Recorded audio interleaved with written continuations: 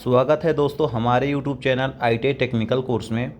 दोस्तों आप लोगों को अभी ये नहीं मालूम होगा कि हमारा जो प्रैक्टिकल का पेपर होता है उसमें क्वेश्चन कैसे आते हैं, कितने क्वेश्चन आते हैं और हमें लिखना कैसे रहता है। तो मैं आपको इस वाले वीडियो में सारी जानकारी दे देता हूँ, क्योंकि जो पेपर आप देख रहे हो ये पेपर पिछले साल का प्रैक्टिकल का पेपर है ITI फर्स्ट ईयर के स्टूडेंटों के लिए।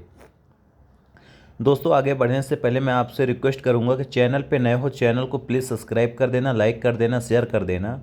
दोस्तों आपको मैं यही बताऊंगा कि प्रैक्टिकल में आपको लिखना कैसे पड़ता है, क्या जैसे 4 क्वेश्चन दिया गया है आपको क्या लिखना रहता है, क्या छोड़ना पड़ता है, और सारी जानकारी आपको इस वीडियो में अंत तक में मिल जाएगी। तभी आपको पूरी जानकारी होगी कि प्रैक्टिकल जो 8 घंटे का टाइम दिया जाता है तो उसमें आपको लिखना क्या रहता है।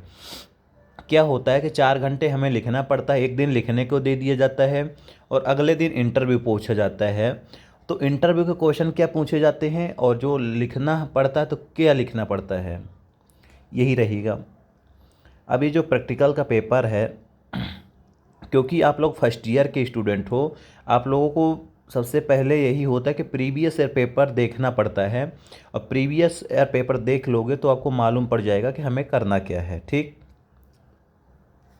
अब इसके बाद ये भी होता है कि जो इंटरव्यू के क्वेश्चन होते हैं तो क्या पूछे जाते हैं, मैं आपको लास्ट में बता दूंगा कि इंटरव्यू के क्वेश्चन क्या पूछे जाते हैं। और आपको जो लिखना रहता है तो क्या डायग्राम बनाना पड़ता है या सिर्फ लिख देना पड़ता है।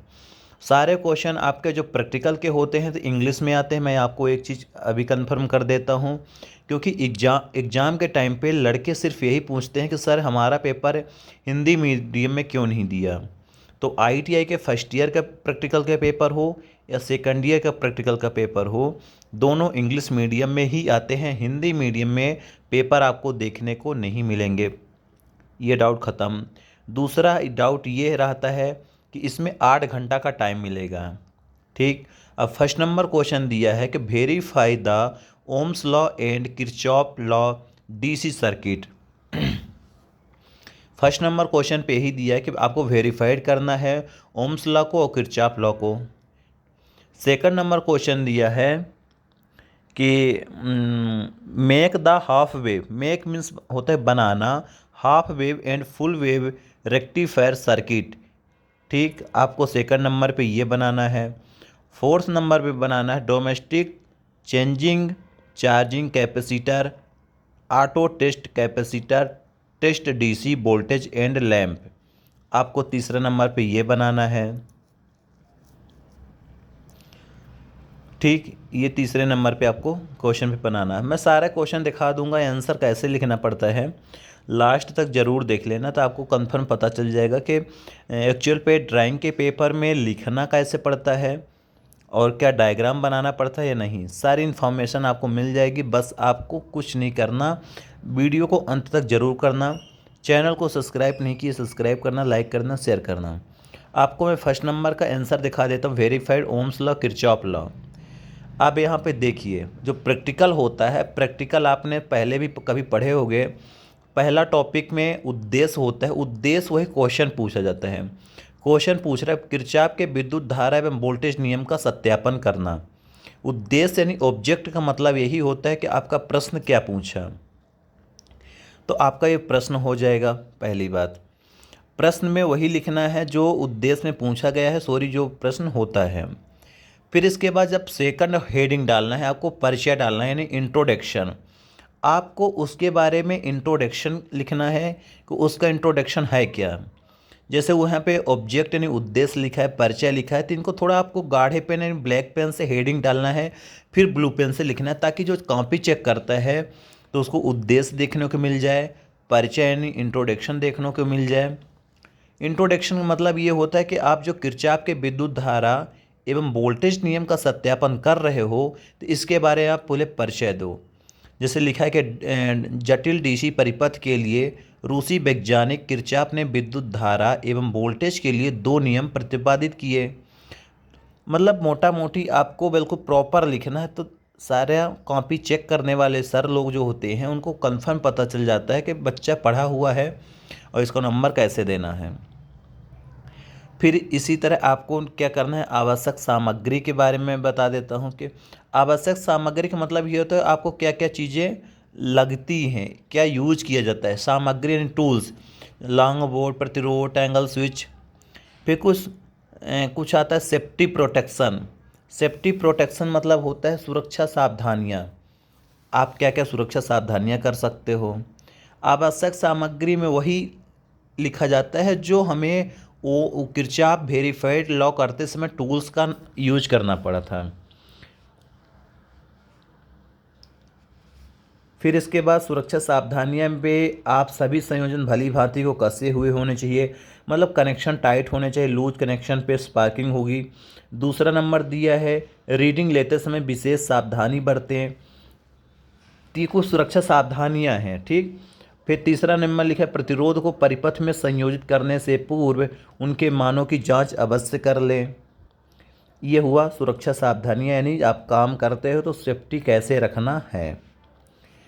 इतना लिखने के बाद आप वर्किंग मेथड, वर्क कैसे करता है, कार्यविधि क्या है, आपको कार्यविधि के बारे में थोड़ा सा लिखना पड़ता है। मैं इसलिए बता रहा हूँ क्योंकि बहुत लड़के गलती ये करते हैं कि उनको ये नहीं पता होता कभी भी कि एक्चुअल पे प्रैक्टिकल के एग्ज़ाम पे कॉपी में लिखा कैसे जाता है, क्या लिखें। कि वर्किंग मेथड के बाद आपको ये डायग्राम भी प्रॉपर बनाना है कि आपने कैसे किरचॉफ वेरीफाइड लॉ किए हो। ओम मीटर लगाए थे, मैगर मीटर लगाए थे, डीसी सप्लाई कहाँ दिए, थोड़ा आपको डायग्राम बनाना है। यदि आपने इतना काम कर लिया तो आपको कंप्लीट नंबर मिल जाएगा। बात आती है इंटरव्यू की, तो इंटरव्यू को मैं बता दूंगा कि क्वेश्चन कहाँ से उठाए जाते हैं, क्या पूछा जाता है, इंटरव्यू की तैयारी आपको कैसे करना है। क्योंकि सबसे ज़्यादा लड़के फेल होते हैं इंटरव्यू में। जो बच्चों से इंटरव्यू लिया जाता है तो उनको ये नहीं मालूम रहता कि हमारा इंटरव्यू का क्वेश्चन कैसे गया। तो कुछ इस तरह से आपको लिखना है और प्रैक्टिकल के कॉपियों पे कॉपी साफ़ सुथरी होनी चाहिए। जो आपने लिख रहे हो बहुत अच्छे से लिखना चाहिए। ये नहीं कि कुछ भी लिख दो, कैसे भी लिख दो, सर लोग देख लेंगे। ये गलती है स्टूडेंटों की। उसका यूज लिख लो, इसका यूज कहाँ पे किया जाता है, क्यों हम लोग बनाया जाता है। तो थोड़ा जो कॉपी चेक करता है कैंडिडेट, जो सर होते हैं कॉपी चेक करने वाले, तो बहुत प्रॉपर तरीके से चेक करते हैं। फिर नेक्स्ट दिया जैसे किरचॉफ के वोल्टेज नियम का सत्यापन करना।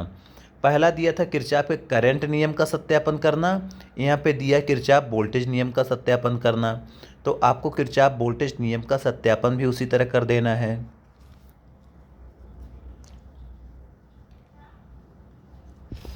पहला दिया है जब परिपथ को चित्रानुसार संयोजित करते हैं। दूसरा दिया है परिपथ में दिखाए रजिस्टेंस पर पोलरिटी मार्क करते हैं। नेक्स्ट दिया है वोल्टेज को 12 वोल्ट पर रखकर परिपथ को ऑन करते हैं। तो प्रैक्टिकल आपको समझ में आ गया होगा कि आपको लिखना कैसे है। बस मैं सिर्फ इस वीडियो को बनाने का मेरा मोटिव यही है कि आपको सिर्फ मालूम पड़ जाए कि हमें प्रैक्टिकल के कॉपी में लिखना क्या है। अभी से मैं तैयारी क्या करूं कि प्रैक्टिकल में हमें किसी भी प्रकार के प्रॉब्लम ना जाए। तो आप इतना पढ़ लो कि प्रैक्टिकल का क्वेश्चन कहीं से भी आए तो हम कर सकते हैं। क्योंकि अभी फर्स्ट ईयर में हो, फर्स्ट ईयर में जान जाओगे तो सेकंड ईयर में कोई दिक्कत नहीं जाएगी। तो फर्स्ट ईयर वालों को मैं बता देता हूँ कि क्वेश्चन इसी तरह के पूछे जाते हैं। और जो क्वेश्चन पेपर होते हैं सारे क्वेश्चन पेपर इंग्लिश में होते हैं, ये भी कंफर्म कर लेते हैं अभी से। कुछ और देख लो, एक आठ और मैं दिखा देता हूँ। जैसे दिया है ओम के सिद्धांत को सत्यापित करना, ओम्स लॉ वेरीफाइड करना। अब ओम्स लॉ वेरीफाइड करने के लिए क्वेश्चन भी दिया था, यहाँ पे मैं क्वेश्चन भी दिखा देता हूँ। फर्स्ट नंबर ही क्वेश्चन दिया है, ये देखिए verified the Ohm's law and Kirchhoff law of DC current. Ohm's law कैसे लिखना है, बस उसी तरह लिखना, ज़्यादा है नहीं। उद्देश्य का मतलब यही होता है कि उद्देश्य में क्या लिखना है। ये तो हॉबवेव ब्रिज फेयर रेक्टिफायर है नहीं, अगला वाला क्वेश्चन है। उसमें भी उद्देश्य का मतलब यही होता है कि जो क्वेश्चन दिया है उसी को उद्देश्य अपन लोग बोलते हैं, नहीं ऑब्जेक्ट क्या है। फिर इसके बाद परिचय, इंट्रोडक्शन। उद्देश्य जैसे आपका लिख जाए तो आपको ब्लैक पेन से हेडिंग डालना है इंट्रोडक्शन की, प्रॉपर इंट्रोडक्शन के बारे पे लिखना है। इंट्रोडक्शन कम से कम 4 से 5 लाइन होना चाहिए उसके बारे में।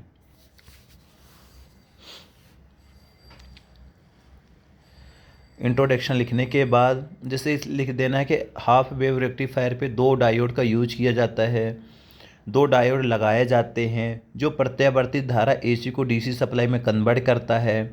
फिर इसके कुछ थोड़ा सा डायग्राम बना देना है। ये देख लो, हाफ वेव रेक्टिफायर का डायग्राम है। हाफ वेव रेक्टिफायर में ओनली एक डायोड का यूज किया जाता है। तो थोड़ा ऐसे लिखोगे कि सामने वाला खुश हो जाएगा आपकी कॉपी देखकर।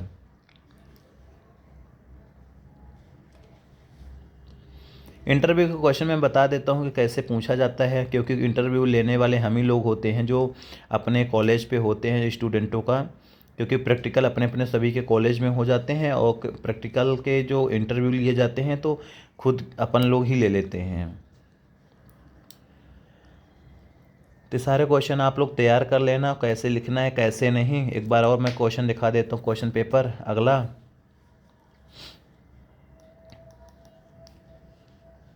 अगला वाला क्वेश्चन ये है,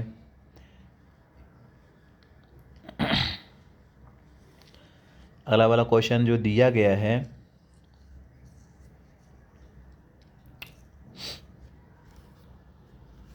कुछ नहीं, सारे क्वेश्चन तो ऐसे ही हैं, ज़्यादा वो है नहीं। बस अपन को यही रखना है कि कहाँ पे उद्देश्य लिखना है, कहाँ पे इंट्रोडक्शन लिखना है, कहाँ पे आवश्यक सामग्री डालना है, कहाँ पे सुरक्षा सावधानी रखनी है, फिर कुछ कार्यविधि लिख देना है, फिर डायग्राम बना देना है, फिर यूज लिख देना है। बस एक क्वेश्चन को कम से कम इतना लिख देंगे तो हमारा पूरा नंबर मिल जाएगा। और जो इंटरव्यू के क्वेश्चन होते हैं, मैं आप लोगों को बता देता हूँ कि इंटरव्यू के जो क्वेश्चन होते हैं ना, आपका जो पेपर होता है 2 दिन का होता है। एक दिन होता है लिखित होता है और एक दिन होता है इंटरव्यू। जिस दिन लिखित होता है जो पेपर आता है तो उसी पेपर का अगले दिन इंटरव्यू पूछा जाता है। सबसे ज़्यादा क्वेश्चन उसी से पूछा जाता है जो आपके पेपर पे आया था क्वेश्चन।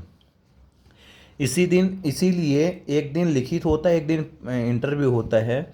लिखित के दिन आपको पेपर मिल जाता है, पेपर कॉपी आपका जमा हो जाता है और अगले दिन आपका उसी से रिलेटेड इंटरव्यू पूछा जाता है, यानी क्वेश्चन का आंसर पूछा जाता है।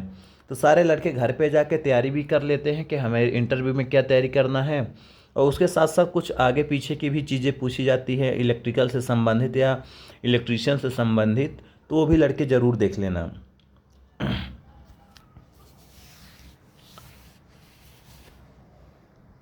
अब तो आपको पता ही चल गया होगा कि प्रैक्टिकल में क्वेश्चन कैसे पूछे जाते हैं और हमें लिखना कैसे होता है, क्योंकि मैं बता दिया हूँ एक वीडियो के माध्यम से। एक आध 2 वीडियो और बना दूंगा तो उसमें और आपको कन्फर्म हो जाएगा कि प्रैक्टिकल पे एक्चुअली में सही सच कैसे पूछा जाता है और क्वेश्चन कैसे आते हैं, कितने क्वेश्चन आते हैं। ज़्यादा टफ क्वेश्चन आते नहीं हैं। प्रैक्टिकल की बुक आप लोगों के पास नहीं होगी तो ले लेना, कैसी बुक लेना है, कहाँ से लेना है, सारी जानकारी आप खुद कर सकते हो। और इसके बाद वर्कशॉप कैलकुलेशन हो गया, इंजीनियरिंग ड्राइंग हो गया, इम्प्लॉयबिलिटी स्किल हो गया और थ्योरी के पेपर हो गया। सभी के पेपर देखने के लिए डिस्क्रिप्शन पे लिंक दी गई है, आप लोग देख भी सकते हो सारे प्रीवियस ईयर पेपर। तो अभी तक यहीं पे मैं स्टॉप कर देता हूँ इसको, और आगे फिर इसके बाद मैं दिखा दूँगा नेक्स्ट वाले पेपर पे कि आपको कैसे करना। अगला भी पेपर दिखा देता हूँ। चैनल पे नए हो चैनल को सब्सक्राइब कर लेना दोस्तों, लाइक कर देना, शेयर कर देना, और दोस्तों को भी शेयर ज़रूर किया करो यार।